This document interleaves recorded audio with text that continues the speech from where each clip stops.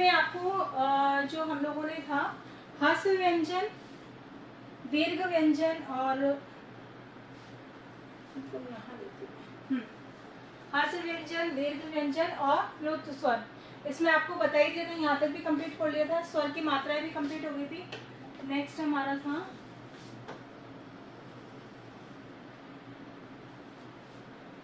संयुक्त अक्षर। ठीक है, यहाँ से स्टार्ट था हमारा संयुक्त अक्षर।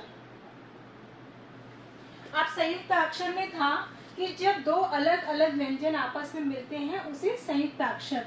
एक तो दो तरह की चीजें होती है, ये भी देख लेना आप लोग।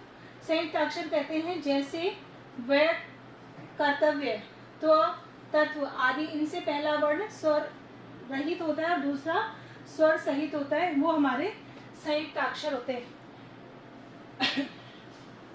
एक तो संयुक्त वर्ण होते हैं।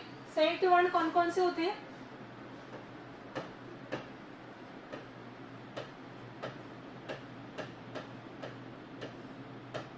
कौन से सीखे थे हमने संयुक्त वर्ण में? हाँ, श्र, त्र, ज्ञ और श्रमिक। देखें, ये तो होता है हमारा संयुक्त वर्ण और एक होता है हमारा संयुक्ताक्षर। अब दोनों में भी देखो फर्क क्या हो रहा है थोड़ा सा। इसके अंतर्गत दो वर्ण आते हैं, जैसे कि आपका व, ठीक है। नेक्स्ट हो गया हमारा त्व। इस तरह के आधा और पूरा वर्ण है। और इसमें भी क्या खासियत होती है, देखो इसमें पहला वर्ण स्वर रहित होता है, दूसरा वर्ण स्वर सहित होता है। पहला स्वर्ण रहित क्यों है कि जब हमने व लगाया तो जब हम व इस तरह से लिखते हैं तो ये बनाते हैं, यानी कि क्या बनता है, व प्लस अ। ठीक है, अगर हमने ये वाला व लगाया, आधा व लगाया, तो इसका मतलब क्या हो गया कि इसके अंदर अ जुड़ा हुआ नहीं है। समझ में आ गई बात? यानी पहला वर्ण तो होता है हमारा स्वर रहित, यानी उसमें स्वर नहीं होता। स्वर पता है अ होता है, अ सब में जुड़ता है तभी वर्ण पूरा कहलाता है। तो ये हमारा पहला वाला जो होगा वो क्या कहलाएगा, स्वर रहित कहलाएगा, और दूसरा स्वर सहित होगा। तो ये हो जाता है हमारा संयुक्त अक्षर। क्लियर हो गई ये चीज? नेक्स्ट आपको समझाया था आगत स्वर। आगत स्वर में क्या था, अ शब्द का यूज हो रहा था और नुक्ता, दो चीज थी। अ मतलब ये वाला, जैसे हॉस्पिटल, डॉक्टर, इस तरह के जो वर्ण आते हैं वो हमारे आगत स्वर के अंतर्गत आते हैं। और दूसरा आता है हमारे नुक्ता शब्द, जिसमें ज और ज का फर्क मैंने बता दिया था। ज का प्रोनाउंसिएशन कैसा रहता है और ज का प्रोनाउंसिएशन यानी उच्चारण कैसा रहता है। ठीक है, और ये शब्द हमारा नुक्ता कहलाता है। नेक्स्ट है हमारा अयोगवाह। अब अयोगवाह क्या चीज है ये भी हमें पता है।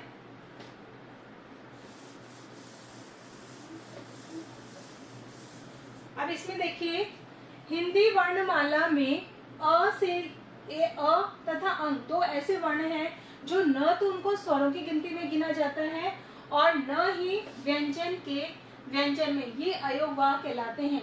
अंग की मात्रा और अह, और अनुस्वार और अह की मात्रा को विसर्ग कहते हैं। ये सारी चीजें आ गई, जिसमें अनुस्वार में हमने सीख लिया था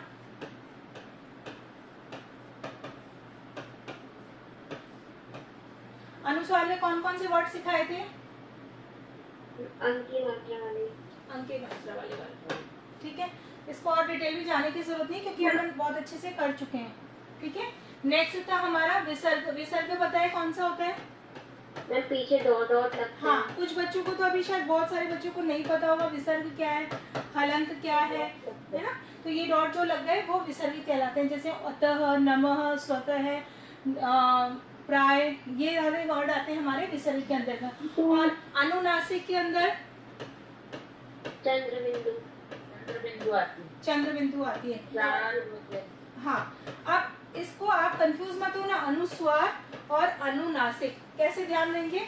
अनुस्वार छोटा है यानी एक बिंदी, अनुनासिक बड़ा है यानी चंद्र बिंदु के साथ बिंदी, ऐसे याद। क्योंकि क्या होता है, हमें याद तो हो गया समझ में, लेकिन जब एंड मोमेंट पे जब हमारा कोई क्वेश्चन आता है ना, तो दोनों में हम ये कंफ्यूज होते हैं, अनुस्वार इसको सिखाया था या इसको सिखाया था, अनुनासिक इसको सिखाया था या इसको सिखाया था। तो एक छोटा सा एक क्लिक ध्यान में रखा करो, अनुस्वार छोटा है सिंपल बिंदी, अनुनासिक बड़ा है तो हमारे चंद्र बिंदु के साथ बिंदी, तो आप कंफ्यूज नहीं होगे, अब तो याद रहेगा। Yes ma'am. नेक्स्ट आता है हमारा हलंत। क्या है हलंत? मैम जो वर्ड के नीचे लगाया जाता है, जब किसी वर्ड के नीचे इस तरह से लगाया जाता है वो हमारा हलंत हो जाता है। हलंत। तो ये हो गया हमारा, ये इस तरह से मात्रा। इसकी अगर परिभाषा की जाती तो परिभाषा क्या है? जब व्यंजनों को अरहित रूप में लिखना होता है, अभी समझाया था मैंने, अरहित रूप में लिखना होता है तब उसमें तिरछी सी रेखा खींच दी जाती है, उसे हम हलंत कहते हैं। हलंत कहते हैं। जैसे कि मिट्टी शब्द लिखते हैं तो मी ट टी, यानी कि ये वाला ट अरहित है, अस्वर रहित है, इसलिए यहाँ पर हमने किया है। ठीक है, फिर है वर्णों का उच्चारण स्थान। अब इसको थोड़ा सा ये समझा चुकी हूँ वैसे तो मैं, हमने जब वो क वर्ग च वर्ग ट वर्ग करे थे, लेकिन यहाँ लिखा हुआ है ना, उसको आप और अच्छी तरह समझ पाओगे।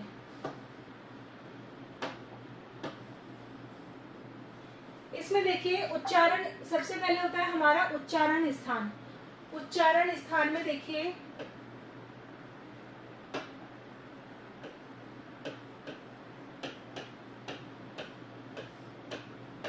ये 2-3 चैप्टर थोड़े से लेंथी है, फिर हमारे थोड़ा फास्ट हो जाएगा। ठीक है, इसलिए इसमें थोड़ा सा टाइम लग रहा है हमको। नेक्स्ट आता है हमारा वर्ण, और थर्ड नंबर पर आता है हमारा, थर्ड नंबर पे क्या आएगा? नाम। ठीक है, अब कंठ, सबसे पहले कंठ किसके कहते हैं हम? किसे कहते हैं कंठ? गले को। गले को। गले के अंदर जो हमारी, जहाँ से हमारा ये आवाज निकलती है, ये जगह जो कहलाता है, ये वाला हिस्सा हमारा कंठ कहला। गला तो ये पूरा हो गया, लेकिन कंठ ये जो बीच की यहाँ से साउंड निकलता है, कंठ कहते हैं। ठीक है, अब देखिए यहाँ पे लिखिए अ, लिखा हुआ है या नहीं लिखा हुआ आप लोगों ने? ये बेटा लिखा हुआ है तब तो ठीक है, नहीं लिखा हो तो प्लीज लिख लो। क, ख, ग, घ और ण। ठीक है, और इसके साथ में ह। ये जो वर्ड्स हैं, ये सारे वर्ड हमारे क्या कहलाते हैं? कंठ से निकलते हैं, और इसलिए इसको हम कहलाते हैं, इसको कहलाते कंठ है। अगर आप देखो इसके भी क्वेश्चंस बनते हैं, अभी मैं बता रही हूँ कैसे बनते हैं। कंठ है, ठीक है, ये सारे आगे कंठ से। ये तो है उच्चारण के स्थान, यानी कौन से स्थान से कौन सा वर्ण निकलता है वो हमारा उच्चारण स्थान कहलाता है, और कौन कौन से वर्ण निकलते हैं यहाँ से वो बताया गया है, और उन निकलने वाले वर्णों को क्या कहते हैं? कंठे कहते हैं, ये बताया गया। ठीक है, आप लिख लीजिए। नेक्स्ट होता है तालु। क्या होता है तालु? ऊपर वाला पार्ट होता है। ऊपर वाला जो पार्ट होता है वो हमारा तालु के अंतर्गत आता है। इसमें देखिए कौन कौन से निकलते हैं? छोटी ई, बड़ी ई, और क्या था बताइए? पढ़ाया था ना अपन ने? च, छ, ज और च, छ, ज नहीं, इसमें रुको, इसके अंदर का आता है च, छ, ज, छ, ण, और इसके अलावा य और श भी आएगा। य, और श। ये तो ये वाले वर्ण हमारे क्या कहलाएंगे? तालव्य, जो यानी तालव्य। ठीक है, तालव्य आ गया। और फिर आगे तालु को नीचे वाली लाइन में लिख दो। और मूर्धा। मूर्धा में देखो री, ट, ठ, ठ, यानी ऊपर वाली बीच जो हाँ मूर्धा क्या होता है? बता रही हूँ। हमारी जो ये है ना ऊपर वाला जो टच होता है उसे बोल देंगे जैसे ट, ठ, यानी आपकी जीभ मुड़ करके ऊपर वाले तालु को टच करती है ना, वो मूर्धा के अंतर्गत आते हैं। जिसके अंदर आते हैं री, ट, ठ, ड और ढ। ठीक है, और ण और र और श। मैम कितना ऊपर वाले पार्ट को टच करे? हाँ, ऊपर वाले पार्ट को जो टच कर रहा है वो वाले, तो आ जाएगा मूर्धन्य। ऊपर वाले पार्ट को तो तालु बोलते हैं। ऊपर वाले पार्ट को तालु बोलते हैं, लेकिन आपकी जो जीभ है वो ट्विस्ट होकर के इसको टच कर रही है। ट, ठ बोल के देखो, पता चल जाएगा। ट, ठ, ड, ढ। समझ में आ गया? इसलिए अब आता है हमारा दंत। दंत, अब दंत का मतलब तो समझते हो ना क्या होता है? यानी आपके ऊपर वाले जो दांत है उससे आपकी जीभ पीछे वाली टच करेगी, जिसमें त, थ, द, ध, ल और स वो भी आएगा। त, थ, द, ध। ठीक है, त, थ, द, ध, ल और स। इसको क्या बोलेंगे हम? दंत। दंत्य। दंत। क्लियर हो गया यहाँ तक? नेक्स्ट इसमें आता है ओस्ट। ओस्ट का मतलब जानते हो ना, संस्कृत पढ़ते हो? संस्कृत पढ़ते हो ना? ओस्ट क्या है? ओट को। हाँ, तो इसमें क्या आता है? छोटा ऊ, बड़ा ऊ, प, फ, भ, म। मैम क तो ऊपर लिख दिया आपने। क का बोला बेटा मैंने? क तो बोला ही नहीं। मैम कंठ में लिख दिया क। किसमें? कंठ में। कंठ में क, ख। यस मैम कंठ में लिख दी। नहीं तो अभी मैंने कहा बोला? अभी तो छोटा ऊ, बड़ा ऊ, प, फ, भ, म, बस ये बोला है। तो मैम क, ख तो ऊपर लिख दिया आपने। एक सेकंड रुको, आप समझे नहीं। देखो लिखे हुए को समझो आप। प, फ, ब नहीं है, भ, म। प देखो, छोटा ऊ, बड़ा ऊ, प, फ, ब, भ और म, तो इसको बोलेंगे ओस्ट।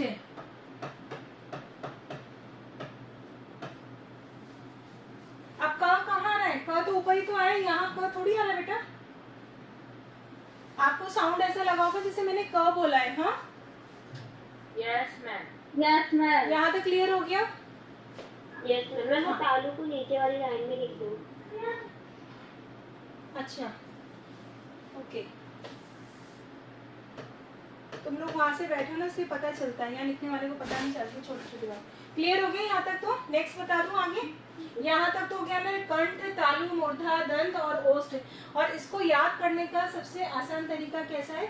इन शब्दों को जब हम बोलेंगे, बार बार 2-3 बार बोलेंगे, तो आपके दिमाग में कौन सा शब्द किससे टकरा रहा है, तो हमारा आंसर समझ में आ जाएगा। ठीक है?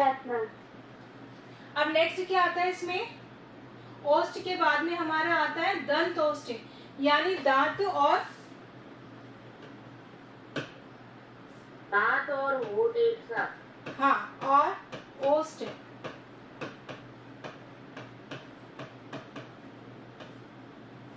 ठीक है, इसके अंतर्गत कौन कौन सी आती है हमारी? 2 ही आती है केवल। इसमें ओ और औ। यहाँ पर ओ आ जाएगा और औ हो जाएगा।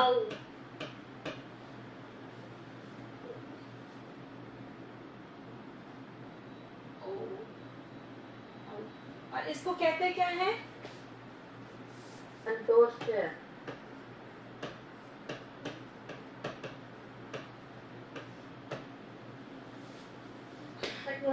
बस थोड़ा सा और है, फिर आगे नया करवाते हैं आगे। इसमें है दंत ओष्ठ के बाद में एक क्या बचा हमारा? कंठ। सॉरी, मैंने कुछ गलत लिखा क्या? कंठोष्ठ है तो दांत नहीं, कंठ आएगा यहाँ पर, है ना? ओ, यानी गले से साउंड आती है इसमें। और नीचे हमारा दंत और ओष्ठ। इसके अंतर्गत कौन कौन से वर्ण आते हैं हमारे? केवल व, व, व, पीछे के दांत से नीचे की जीभ, पीछे की जीभ, इसको बोलेंगे हम दंतोस्टेम।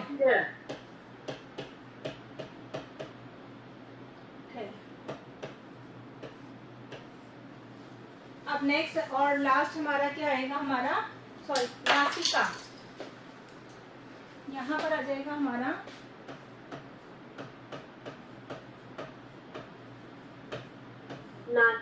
नासिका से कौन से वर्ण निकलते हैं? नाक से, हाँ, जो नाक से आवाज निकलती है उनको बोलते हैं इसमें अंग, ड़, ण, ण, न, म, और इसको कहते हैं हम नासिकस्य, यानी नाक से बोलने जाने वाले शब्द। क्लियर हो गया? थोड़ा सा 2-3 बार हम बोलेंगे तो हमें लर्न हो जाएगा। नेक्स्ट है हमारा वर्ण विच्छेद। वर्ण विच्छेद तो समझते हो, यानी कि किसी जो शब्द, सॉरी कहाँ चला गया,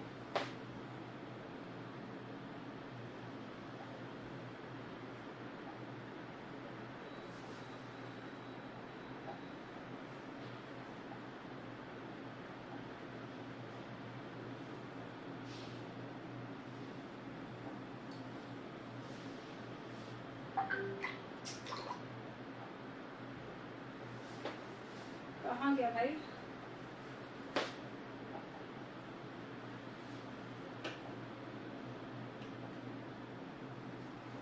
चलिए ऐसे ही बता देती हूँ।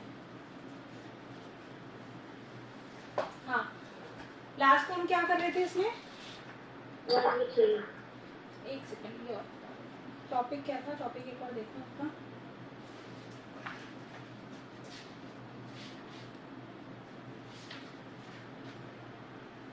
वर्ण विच्छेद के अंतर्गत आपको मैंने बताया था कि जैसे हम किसी शब्द का वर्ण विच्छेद करते हैं,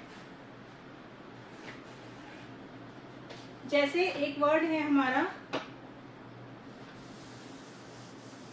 मानस, ये तो आता है ना, हम संस्कृत में भी करते हैं। कैसे इसका वर्ण विच्छेद कैसे होगा? बोलते जाइए। माँ के नीचे हलन, म प्लस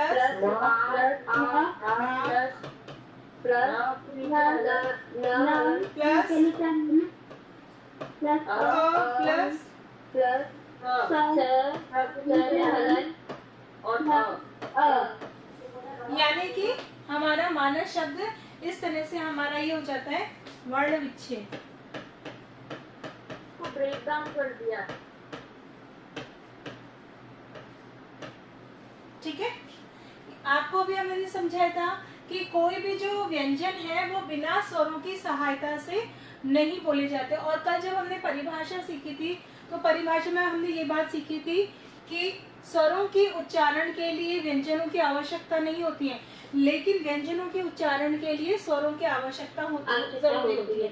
यानी कि बिना उसके आप बोल ही नहीं सकते हो। अगर आप बिना उस अ के बोलोगे तो क्या आ जाएगा? म ऐसे लिखेंगे, न ऐसे लिखेंगे, स ऐसे लिखेंगे। क्लियर हो गया? ये हमारे किसके बिना है? बिना स्वर के हैं। ये छोटी छोटी चीजें जो अभी से आप सीख लोगे ना, आगे तक आपको बहुत इजी हो जाएगा समझने में। तो ये बिना स्वर के बोलते हैं, वहां इसको हम आधा मानते हैं, और इसको पूरा तभी मानेंगे जब इसमें हमने अ मान लिया। तो म का अगर वर्ण विच्छेद करते तो म प्लस अ, न प्लस अ, स प्लस अ माना जाएगा। क्लियर हो गया? ये वर्ण और करवाने की जरूरत तो नहीं है, इसको और समझाने की जरूरत तो नहीं है। नो मैम, नहीं है। नेक्स्ट आता है आपका वर्ण संयोग।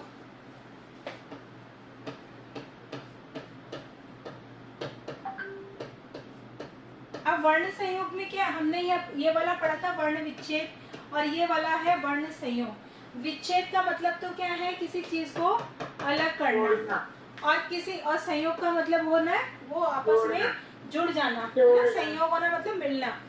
अब देखिए, जब दो अलग अलग वर्ण आपस में मिलते हैं तो उनके मिल से जो भी वर्ण मिलते हैं उसे हम वर्ण संयोग कहते हैं। क्लियर हो गया यहाँ तक? इसका एग्जाम्पल ये भी कितने प्रकार से होते हैं? 2 प्रकार से होते हैं। वर्ण संयोग, कर जाते हैं क्या? हाँ मैम इनके अंदर ये उपसर्ग विसर्ग की तरह होते हैं क्या? नहीं नहीं, उपसर्ग विसर्ग की तरह नहीं, मैं समझा रही हूँ। वर्ण संयोग 2 प्रकार के होते हैं। अब 2 प्रकार के कैसे, वो समझा देती हूँ।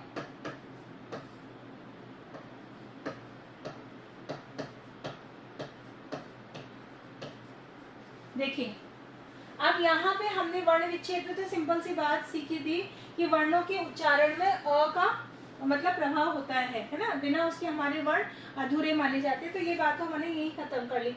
सेकंड नंबर पे आया था हमारा वर्ण संयोग।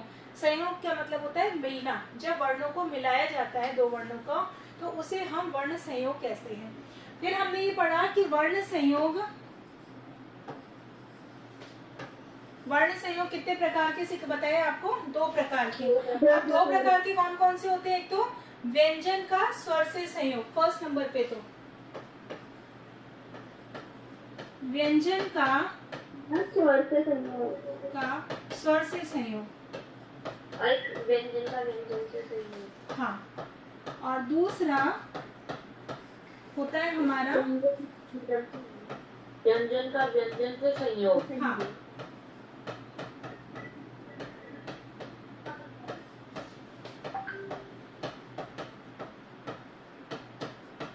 अब देखिए दोनों में अंतर समझ में आ गया पढ़ने के बाद? क्या बताइए, एग्जाम्पल बताइए। व्यंजन का स्वर से संयोग का क्या मतलब हुआ?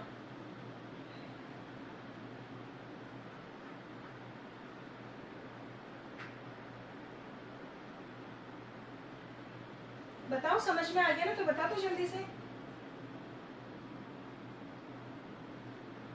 शायद वो म के साथ आ को जोड़ रहे हैं। देखो, होगा व्यंजन का स्वर से संयोग। व्यंजन मान लीजिए हमारा आता है, मान लीजिए हमारा व्यंजन है र, तो र के उच्चारण में हम किसकी आवश्यकता महसूस कर रहे हैं यहाँ पर बोलने के लिए? अ का। जब हम इन दोनों को मिलाते हैं तो हमारा पूरा वर्ण बनता है र, यानी कि र के साथ में अ का संयोग होने पर ही र बनता है। तो यहाँ हमारा था व्यंजन का स्वर के साथ संयोग। तो ये तो हमारा हो गया व्यंजन, और ये हमारा हो गया स्वर, और इन दोनों के मिलने से हमारा ये र बना। तो व्यंजन का स्वर के साथ संयोग, ये तो नॉर्मली हर वर्ण के साथ में आएगा। क से ज्ञ तक में जो भी हम लिखते हैं उसमें सब में साथ हो गया। अब हमने दूसरा पढ़ा कि व्यंजन के साथ व्यंजन का संयोग। तो हमारा प्रश्न ये आता है कि मैम आपने तो ये कहा था कि कोई भी व्यंजन बिना र की अ की सहायता से बोला ही नहीं जाता, तो व्यंजन का व्यंजन के साथ कैसे संयोग होगा? लेकिन मैंने आपको एक बात और बोली थी कि जब तक अ के साथ वो मैच नहीं होता है तो वो क्या कहलाता है? आधा कहलाता है। तो जब हम पढ़ते हैं या कोई वर्ड लिखते हैं तो आपने देखा हो कई बार हमें आधे शब्द की आवश्यकता होती है। होती ही नहीं होती है? होती है ना। जैसे कि आपने मान लीजिए एक शब्द लिखा तथ्य, तो त आपने लिखा थ और य। आप तथ्य का त हटा के देखो, ये क्या है हमारा? थ क्या है? व्यंजन, और यह भी क्या है हमारा? व्यंजन। जब ये दोनों व्यंजन है तो यानी कि यहाँ पर हो गया हमारा व्यंजन के साथ व्यंजन का संयोग। ठीक है, समझ में आ गया? लेकिन हाँ, लेकिन जब इसको इस तरह से लिखेंगे तो किस तरह से लिखेंगे? थ प्लस य। तो फिर हमारा आपके इस तरह से लिखा हुआ आता है तो इसको आपका कैसे करना है? थ प्लस य।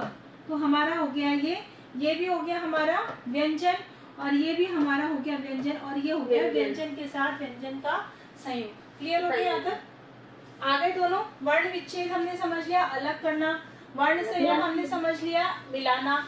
इसमें भी 2 प्रकार हमने बताए थे कि व्यंजन का स्वर के साथ संयोग और व्यंजन का व्यंजन के साथ संयोग। नेक्स्ट चलो। Yes ma'am. वैसे तो शायद कंप्लीट हो ही गया आपका। वैसे तो टाइम हो गया मैम। ओके, हाँ बोलिए। मैम हिंदी में प्लस को धन चिन्ह कहते हैं ना? क्या चीज? मैम प्लस के साइन को हिंदी में धन चिन्ह कहते हैं हाँ, ना? धन चिन्ह, लेकिन वो बोलने में फ्लो में यही आ जाता है आपके, प्लस प्लस है ना, धन चिन्ह बोलते हैं। ठीक है, Yes, ma'am. प्लस का साइन धन चिन्ह कहलाता है। ठीक है, चलिए ओके, यहाँ तक कंप्लीट हो गया। कल हम इसी में करेंगे अपना वर्ण विचार। ओके बेटा, okay ma'am, bye ma'am. Bye बच्चे, बाय मैम। बाय बाय बेटा।